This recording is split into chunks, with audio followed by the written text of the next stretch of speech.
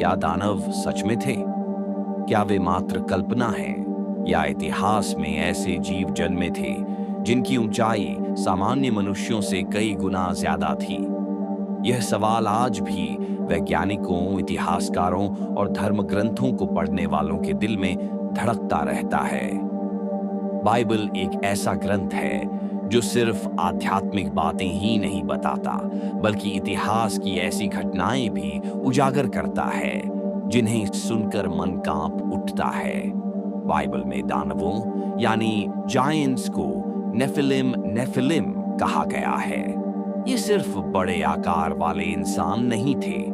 ये एक ऐसे रहस्यमय मिश्रित अस्तित्व थे जो स्वर्ग के पुत्रों और मनुष्यों की पुत्रियों के बीच पैदा हुए। सोचिए, स्वर्ग से उतरे शक्तिशाली प्राणी और पृथ्वी की स्त्रियां, और उनका मिलन पैदा करता है एक ऐसी प्रजाति जिसे सामान्य मानव देख भी ले तो डर के मारे कांप जाए। बाइबल के अनुसार ये नेफिलिम इतने शक्तिशाली थे कि राजा, योद्धा और अत्याचारी बन गए। उनकी ताकत, उनकी भूख, उनका घमंड इतना बड़ा था कि पूरी धरती पर हिंसा बढ़ने लगी। और यहीं से शुरू होता है पृथ्वी पर बढ़ते अंधकार का वह दौर जिस पर बाइबल ने परमेश्वर के क्रोध के कारण आए महान जल प्रलय का कारण बताया। लोग पूछते हैं, क्या जल प्रलय सिर्फ पाप के कारण आया था? नहीं, जल प्रलय इसलिए भी आया क्योंकि पृथ्वी पर एक ऐसी जाति फैल चुकी थी जो प्राकृतिक क्रम को तोड़ चुकी थी। दानवों की ये नस्ल बेकाबू हो चुकी थी और इसी वजह से परमेश्वर ने धरती को शुद्ध करने का निर्णय लिया। लेकिन सवाल उठता है, अगर जल प्रलय ने सब नष्ट कर दिया तो फिर बाद में गोलियात जैसे दानव कैसे मिले? क्या जल प्रलय के बाद भी दानव वापस आ गए, या कहीं उनकी कोई छिपी हुई वंशावली बच गई थी? यह रहस्य यहीं खत्म नहीं होता, बल्कि अगला अध्याय और भी चौंकाने वाला है। जब भी कोई दानव शब्द सुनता है तो सबसे पहले दाऊद और गोलियात की कहानी याद आती है। लेकिन गोलियात कोई अनोखा मामला नहीं था। वह एक ऐसी जाति का हिस्सा था जो बाइबल में रिफाइम, एनाकिम अनाकिम और एमिम के नाम से जानी जाती है। ये दानव जल प्रलय के बाद भी मिले। तो सवाल उठता है कि ये आए कहां से? कई बाइबल विशेषज्ञ मानते हैं कि जल प्रलय के बाद फिर से स्वर्ग के पुत्रों ने पृथ्वी की स्त्रियों के साथ संबंध बनाए और एक दूसरी लहर के दानव पैदा हुए। यह सिद्धांत इस बात को समझाता है कि इस्राएल के समय में भी कानान क्षेत्र में दानवों की पूरी नस्ल मौजूद थी। जब इस्राएलियों ने प्रतिज्ञात देश में प्रवेश किया तो जासूसों ने जाकर जो देखा वह आज भी रोंगटे खड़े कर देने वाला है। उन्होंने रिपोर्ट कर कहा, हम उनकी आंखों में टिड्डों जैसे लगते थे। पृथ्वी पर ऐसे जीव, इतने बड़े शरीर, इतनी भयानक ताकत कि सामान्य मनुष्य खुद को कीड़े मकोड़ों जैसा समझने लगे। इन दानवों के शहरों में विशालकाय दीवारें थीं।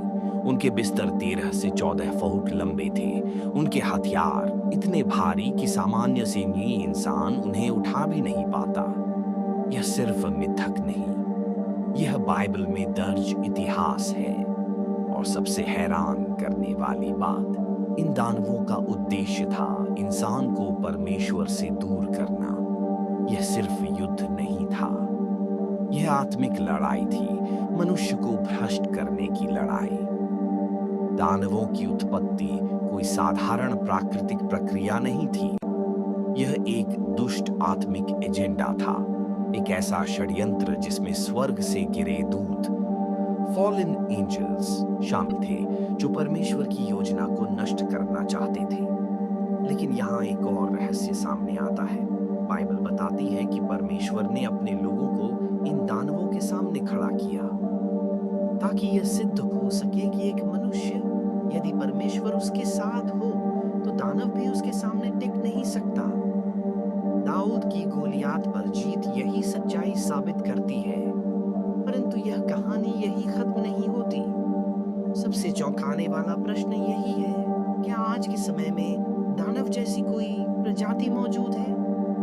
क्या उनकी हड्डियां, निशानियां, पुरातात्विक प्रमाण कहीं दबी पड़ी हैं?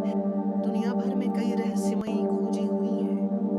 कहीं 12 फुट लंबे कंकाल मिले, कहीं विशालकाय हथियार, कहीं असामान्य आकार की खोपड़ियां। हालांकि इन पर बहस भी होती रही है, लेकिन एक बात साफ है, इतिहास में एक समय पृथ्वी पर एक ऐसी जाति जरूर थी जो सामान्य एआई इंसानों से कई गुना बड़ी थी। बाइबल कहती है कि अंतिम दिनों में फिर वही हालात लौटेंगे जैसे नूह के दिनों में थे। इसका अर्थ यह भी हो सकता है कि फिर से वही आत्मिक गतिविधियां पृथ्वी पर सक्रिय होंगी। दानवों की आत्माएं, जिन्हें कई लोग बुरी आत्माएं मानते हैं, अब भी दुनिया में कार्य कर रही हैं। यानी भौतिक शरीर तो नहीं, पर उनका आत्मिक प्रभाव आज भी लोगों के जीवन में दिखाई देता है। हिंसा, पाप, दुष्टता, अंधकार, अधिभौतिक अनुभव, इन सब का संबंध गिरे हुए दूतों की उस प्राचीन विद्रोही विरासत से जोड़ा जाता है। इसलिए दानवों की कहानी सिर्फ इतिहास नहीं, यह वर्तमान और भविष्य से जुड़ी आध्यात्मिक चेतावनी भी है। दानव सिर्फ बड़े शरीर वाले योद्धा नहीं थे। उनका अस्तित्व एक साधारण दुर्घटना नहीं था। वे एक दुष्ट आत्मिक योजना का हिस्सा थे, जिसका लक्ष्य मानव जाति को पूरी तरह बदल देना था। बाइबल बताती है कि परमेश्वर ने मनुष्य को अपनी छवि और समानता में बनाया। इसका अर्थ है मनुष्य में परमेश्वर के स्वभाव, प्रकाश और आत्मिक अधिकार का प्रतिबिंब है। लेकिन गिरे हुए स्वर्गदूत, जो शैतान के विद्रोह का हिस्सा थे, इस सृष्टि की सुंदरता को नष्ट करना चाहते थे। उन्हें मनुष्य से नफरत थी, क्योंकि मनुष्य वह जगह पा सकता था जहां से वे गिराए गए थे। इसीलिए उन्होंने एक खतरनाक योजना बनाई मनुष्य की नस्ल को बदलने की। अगर मनुष्य की नस्ल शुद्ध न रहे, अगर मानव शरीर, आत्मा और पीढ़ी में मिश्रण हो जाए, तो मसीहा का वादा कैसे पूरा होगा? नेफिलिम इसी योजना का हिस्सा थे। ये दानव मनुष्य की पीढ़ी को इतना भ्रष्ट कर देना चाहते थे कि भविष्य में उद्धारकर्ता जीसस का जन्म ही न हो सके। यह एक आत्मिक युद्ध था जिसका लक्ष्य था मानव डीएनए को बदलना। बाइबल जब कहती है कि धरती हिंसा से भर गई थी, वास्तव में वह सिर्फ हत्या और पाप की बात नहीं थी। धरती आत्मिक और जैविक भ्रष्टता से भर चुकी थी। दानव सिर्फ शरीर से नहीं, स्वभाव से भी विकृत थे। उनका क्रोध असामान्य था, उनकी भूख अनियंत्रित थी। वे मानवता का उपभोग करते थे और धीरे धीरे मानव सभ्यता को अंधकार में धकेलते जाते थे। परमेश्वर ने जब नूह को चुना तो एक शब्द लिखा है, नूह निर्दोष था। इसका मूल हिब्रू अर्थ है, उसकी पीढ़ी मिश्रित नहीं थी। यानी नूह की वंशावली दानव मिश्रण से अछूती थी। इसीलिए नूह का परिवार बचाया गया, ताकि मानव जाति की रचना फिर से शुद्ध रूप में जारी रह सके। यह सिर्फ जल प्रलय की कहानी नहीं, यह एक महान युद्ध की कहानी है, मनुष्य की आत्मा और शरीर को बचाने की कहानी। लेकिन सवाल यहीं खत्म नहीं होता। अगर जल प्रलय ने सब नष्ट कर दिया, तो फिर दानव कैसे लौट आए? बाइबल एक ऐसी बात बताती है जिसे अक्सर लोग अनदेखा कर देते हैं। जब दानव पृथ्वी पर मारे गए, जब उनका शरीर नष्ट हुआ, तो उनकी आत्माएं कहां गईं? वे न पूरी तरह मनुष्य थे, न पूरी तरह स्वर्गदूत। इसलिए उनकी आत्माएं पृथ्वी पर घूमती रहीं। यहीं बाइबल में दुष्ट आत्माओं, इविल स्पिरिट्स का रहस्य खुलता है।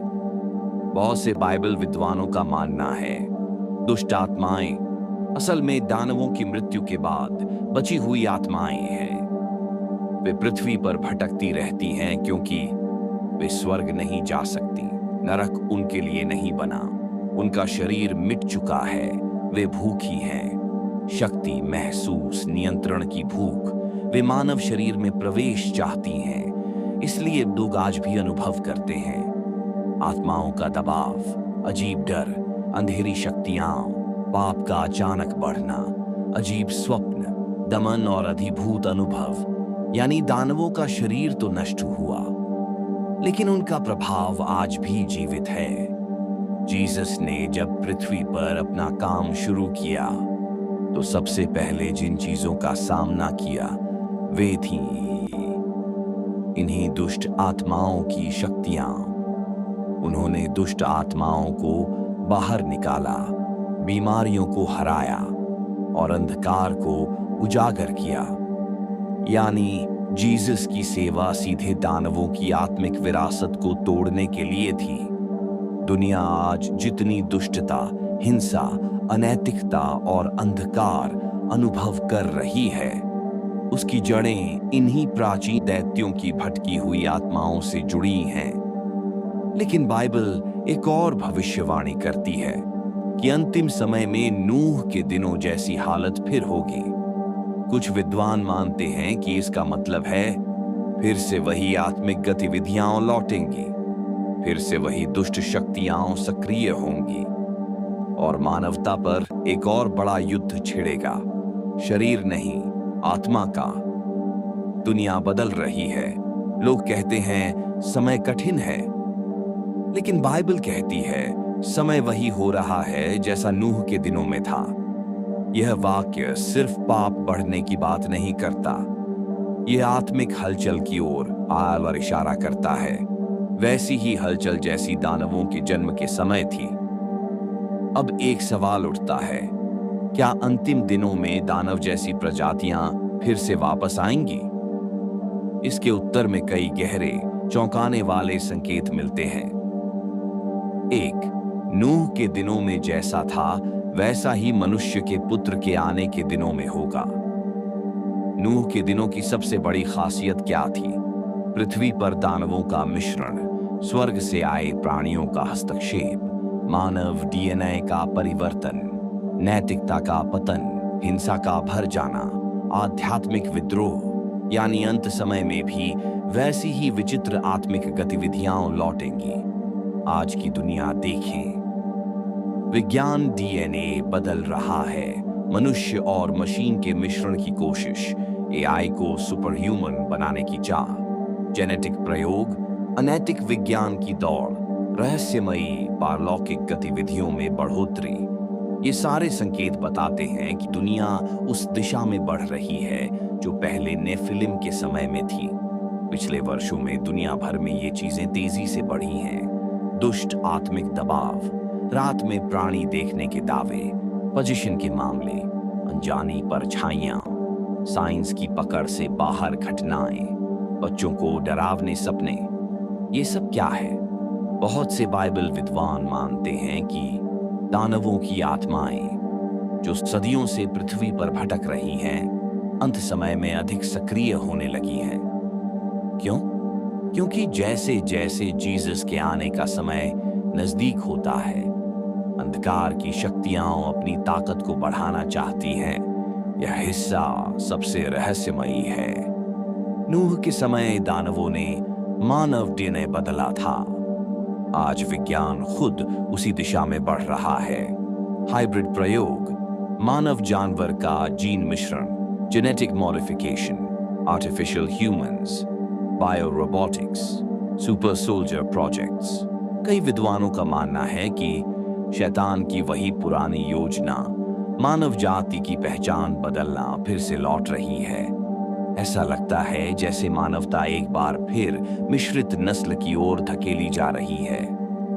लेकिन इस बार विज्ञान और तकनीक के जरिए यूहन्ना के प्रकाशन, बुक ऑफ रिवेलेशन में ऐसी घटनाएं दर्ज हैं जहां पृथ्वी पर ऐसे प्राणी उतरते दिखाए गए हैं जो इंसान से बड़े, शक्तिशाली, अजीब आकार साए, भयानक रूप और पृथ्वी पर विनाश फैलाते हैं। कई लोग इन्हें प्रतीकात्मक मानते हैं।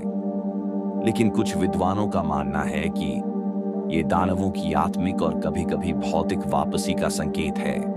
यानी नेफिलिम सहस्राब्दियों तक निष्क्रिय नहीं रहे, बल्कि अंतिम युद्ध के लिए तैयार किए जा रहे हैं।